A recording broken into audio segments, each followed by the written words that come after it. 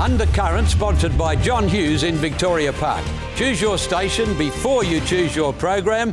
Absolutely.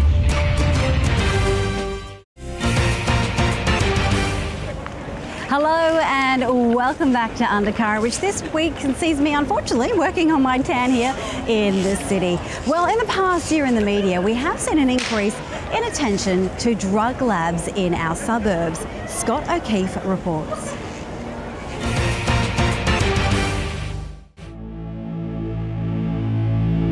With the number of clandestine drug labs increasing every day, are the community being put at more risk than they need to?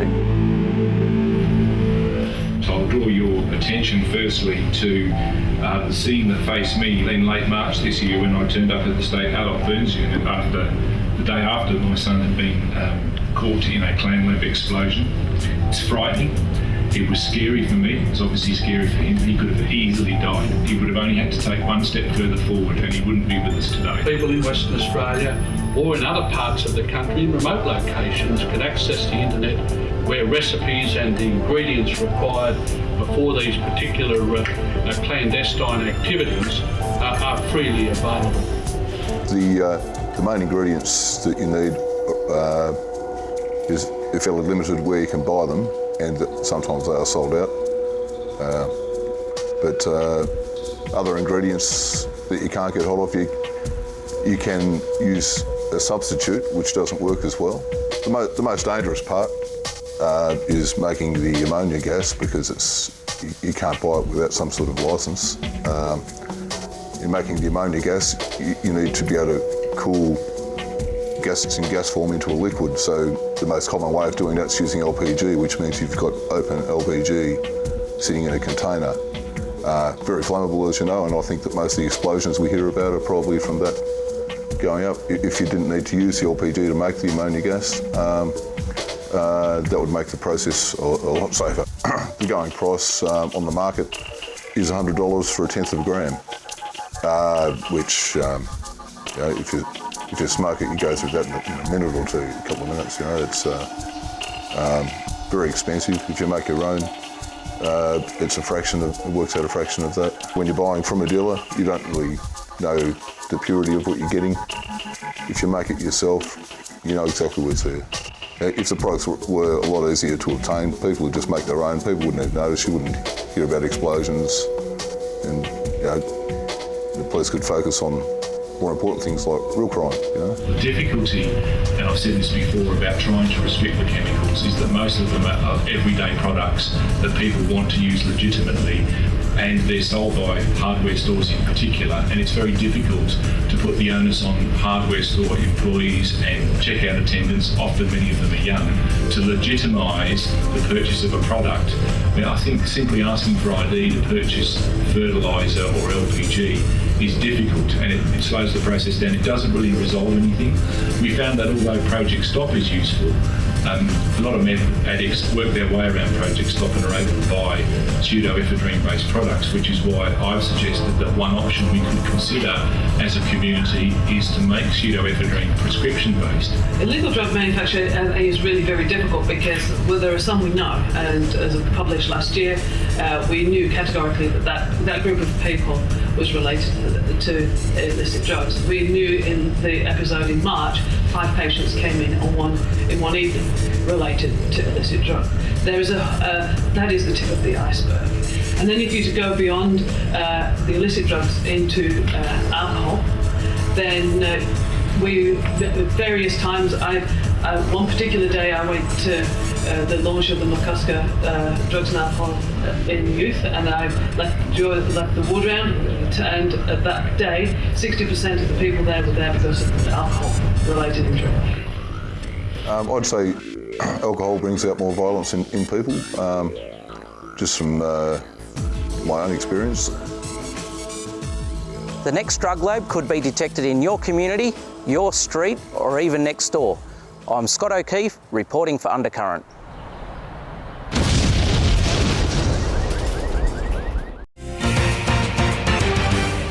Well, Well, last year the Fremantle Prison played host to an amazing exhibition that talked about its most successful jailbreak. Now, whilst that exhibition has now closed, this next story will tell you all about those amazing Irishmen and their most miraculous escape.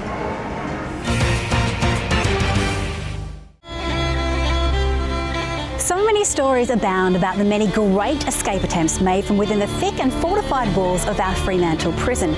But not for want of trying, very few of those escape attempts were entirely successful. But that was until a group of Irish lads came along. The Fenians were amongst the final group of convicts sent to Western Australia, and their daring prison escape was one of only 2 entirely successful escapes known in the history of the prison, and certainly the most international. This is the remarkable story of the Irish Fenians who were sent to Fremantle Prison on the last convict ship ever sent to Australia, and how they escaped from this prison and made their way across the water to America. Who were the Fenians? The Fenians were a group of Irishmen, a secret organisation who were determined to rebel against the British occupation of their country. They wanted to create an uprising, but unfortunately they were squashed by the British. A number of these Fenians actually served in the British Army, so they were arrested for treason, and the sentence for that was actually death, but this was commuted to life, transportation to Western Australia. So how exactly did they escape?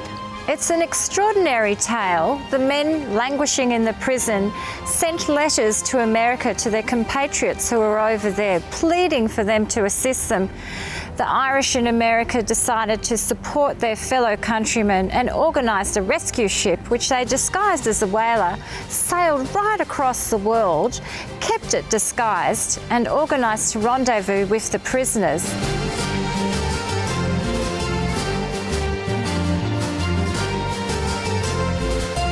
On the day of the escape, that morning, the prisoners left the prison as if they were going out to their normal work parties. Instead, 2 horse-drawn buggies raced past, picked them up and took them down to Rockingham down south, where the whaling ship was waited to collect them. However, they were chased by the police once they set from the shore towards the ship. Finally, they got on board, they were chased again, a cannon was fired, but they were by that stage in international waters, and they made their way back to America. Were they ever captured?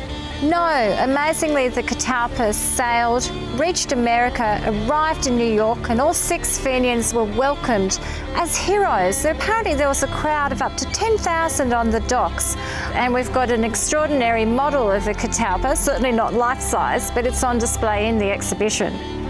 So what is it about these lads that made their escape possible? They were Irish, they were determined, they were committed.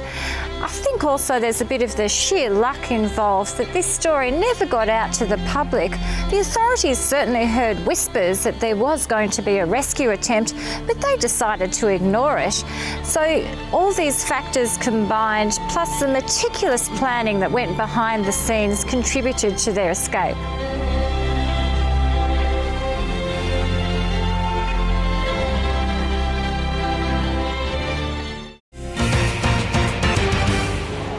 Well, these days we're always looking for more environmentally friendly and viable ways of powering our homes and indeed our lifestyles. Well, next up, Lucy Nichol took a closer look at the pros and cons of wind farms. The wind turbines are getting larger and larger, with new models reaching around 190 metres towards the sky. They are supposed to provide us with a clean energy solution so that future generations will have a healthier environment, but new revelations reveal modern wind turbines may be posing a danger to people's health as we speak. Look, I think we've got some great potential here in Western Australia, and we've currently got about 16 or 17 projects either operating or under construction or proposed throughout our state. And I think people get quite excited about the opportunities of having new renewables in the energy market. During the recent Senate inquiry into the social and economic impacts of rural wind farms, concerned community members brought evidence to light regarding the adverse health impacts they experience from living in close proximity to wind turbines, such as migraines, tinnitus, hypertension and heart attacks. And then eventually heart palpitations, which were a massive concern. There is a very serious problem. It's not proven, it's not established, but there's plenty of evidence suggesting that wind farms have a very, very serious effect on health. There's millions of papers on a careful study of the noise near wind farms. It's completely irrelevant, except it's a bit annoying, a bit upsetting. So what would I like to see? Pretty simple. I'd like to see the techniques that are used in measuring industrial vibrations applied to wind farms. The wind industry has been developed based on the National Health and Medical Research Council statement, which states there is currently no published scientific evidence to positively link wind turbines with adverse health effects. The context is a lack of evidence, so that statement isn't saying that there are no effects, it's saying we don't really know. And we'll await further evidence to find that out. Here in Williams, they're currently testing wind speeds with plans for a wind farm with over 69 turbines, each measuring over 194 metres high. There are currently plans pending approval for wind farms in Kojonup, Dandaragan and Esperance. 150 kilometres south of Williams in Kojonup, neighbours are at war over the proposed Moonies Hill Energy Wind Farm. One resident's property is set to be surrounded by 60 visible wind turbines. From the research that we've done, the health concerns are our major problem with the wind farm. We'll be living adjacent to our knowledge 4 turbines, and it concerns us, as you see, we've got a young family, that if it does cause health problems, that we won't be able to live where we live. We knew there was a proposed wind farm in the area, but not to this scale, and the information wasn't really available. They sort of kept it pretty quiet. I think the biggest thing is that a wind farm company being able to put up a wind farm next door, being 100 metres from our boundary, stopping all the neighbours in their farming operations for chemical application and fertilisers with aeroplanes, land values, health effects for our families and children, and even visual amenity. And even just probably one of the biggest things is also tearing the community apart. It's actually making it pretty hard in the Flatbox area at the moment. There's people not talking to each other and name calling and all that sort of stuff, and it hasn't done the area much good at all. Frankly, what I'd like to see the state government do, because they have the capacity to do it, is to call for a moratorium on any more new wind farm developments unless they're sited further than 10 kilometres from residences, and at that distance that they would appear to be safe. So that's what I'd like to see, is that no more lives and people's well-being be endangered by this rush into wind energy, and they should just literally call a halt to it until more is known. The people in Kojonup, their view is undoubtedly changing as they become more aware of the impacts that these facilities are having on people's lives in the eastern states, where they're now living alongside these facilities. With the possible introduction of the carbon tax set to make renewable energy even more attractive than the current rebates already do, perhaps we need to slow down and consider if wind farms really are the pretty blue-skied picture we see portrayed by the wind farm companies, or if they may in fact be a horror picture we may later regret. I'm Lucy Nichol, reporting for Undercurrent. Well, this week in the hot seat with John Hammond at the Court Wine Bar is Rod Fitzgerald from SRG.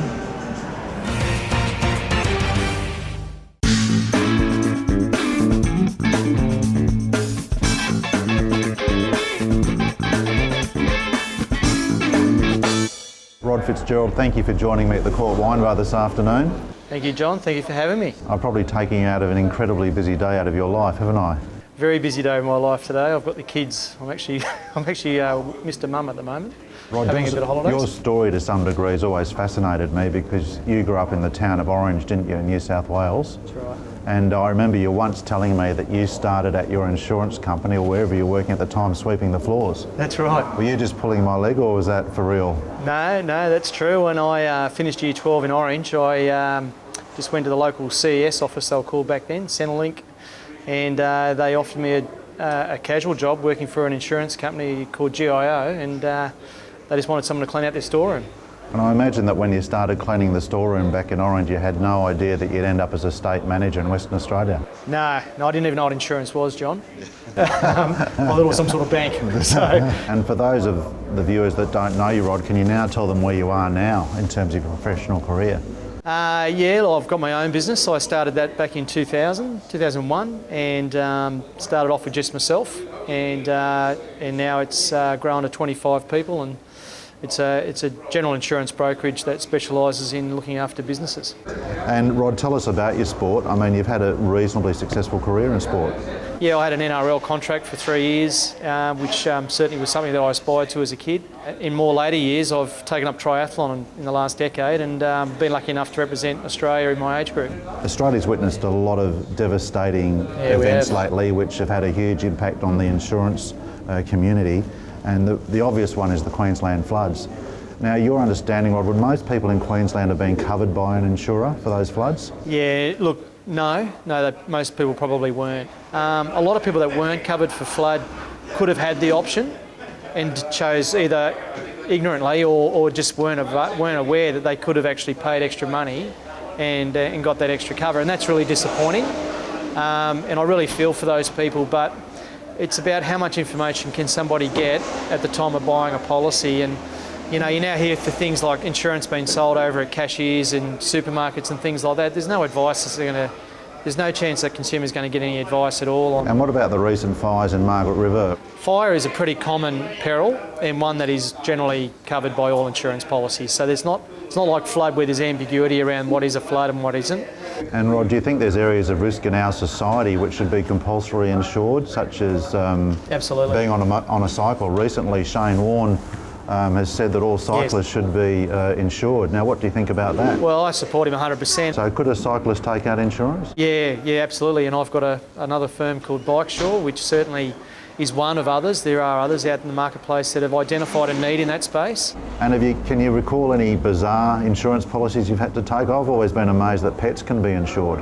Yeah, that was probably 20 years ago when that product probably first hit the marketplace, but now it's pretty common. Most obscure thing, insuring against bad weather is probably the one that we get asked the most about. People holding concerts or major events where they've got pre-committed expenses, and people not turning up because of inclement weather. That one still comes around. Hole-in-ones, we've insured quite a few hole-in-one prizes at golf courses. It's quite interesting to see the sorts of things that people do ask to get insured and what you can buy. And you've got 3 young children that are taking up a bit of your time. Yeah. They're here today and they've been incredibly well behaved, Rod. Yeah, they're down in the bar area there looking after themselves, which is good. Is that their mother's good influence, do you think? I think so, yeah. Look, I'm probably more the rat bag of the family. I'm the 4th child, as my wife likes to say. But yeah, look, my personal goals probably are to be able to have more time with them as their kids. You know, as you know, they grow up pretty quick. So look, school holidays and things like that, I'd like to be available if I could, and certainly establish myself in my career where I can take that extra time off. Career-wise, yeah, there's still a few things to conquer yet. Yeah, Rod, thanks for shedding a light on the insurance industry that I think a lot of people wouldn't have heard before. And thanks for joining me at the Court Wine Bar this afternoon. Thanks, John. It's been a pleasure.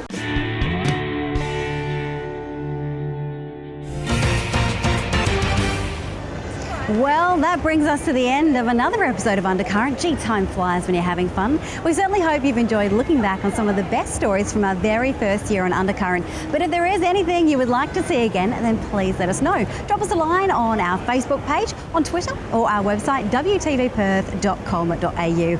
I'm Christy Molliker, and I can't wait to see you next week for more of Western Australia's very own Undercurrent.